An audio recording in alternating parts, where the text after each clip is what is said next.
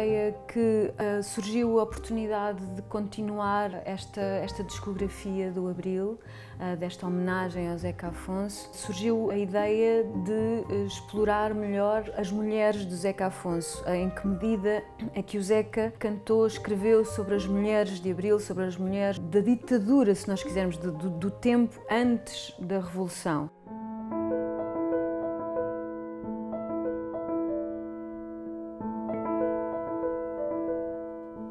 Aquilo que me interessa nesta segunda fase das músicas do Zeca é explorar o universo das mulheres de Abril, ou seja, as mulheres que o Zeca cantou, que ele quis trazer até ao pós-revolução, digamos assim, e perceber como é que elas se desenvolvem, como é que elas evoluem e quais eram os anseios, quais são os anseios do autor, do Zeca Afonso, para estas mulheres. A bem da democracia, Teresa Torga é uma bandeira gigante para nós todos. A mulher não é um biombo de sala. Teresa Torga. A primeira vez que nós mostramos as músicas novas, ou seja, esta criação nova do Abril, sobre as mulheres de Abril, tinha obviamente esta expectativa, porque de facto separam-nos entre o disco Abril e o Mulheres de Abril cerca de 15, 16 anos. E de facto há uma nova forma, a meu ver, de olhar para a mulher. Esta imagem de força, esta imagem de poder que pode vir da mulher, era importante para mim perceber qual seria a primeira reação do público. E foi de todo positiva. Eu acho que as pessoas receberam muito bem a Teresa Torga, por exemplo.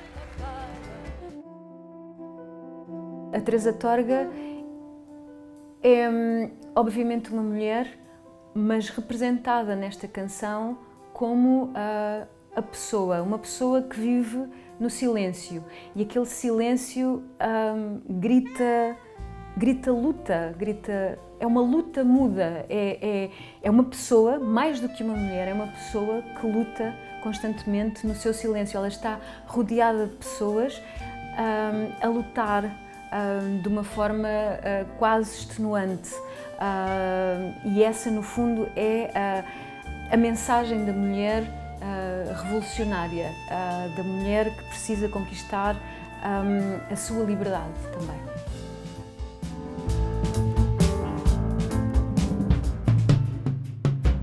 De não saber o que me espera, tirei à sorte a minha guerra, recolhi sombras. Eu acho que fazer música é cada vez mais uma teimosia. Esta necessidade de fazer música, de fazer arte, começa a ser quase uma teimosia, mas ao mesmo tempo é uma necessidade vital, é uma força vital. Aquilo que nós sentimos é que há um pré-momento de censura que a arte e que a música têm necessariamente que impedir.